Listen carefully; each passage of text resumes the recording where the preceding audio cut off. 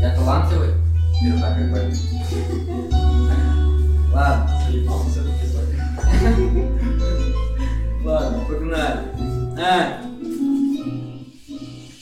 В наше время сейчас сильно тяжело, чтобы выжить. Надо пахать как то, как раб, чтобы прокормить свою семью. Ты не жалеешь силы и пахаешь вовсю. Зарабатываешь несчастные рубли, на которые ты не купишь еды.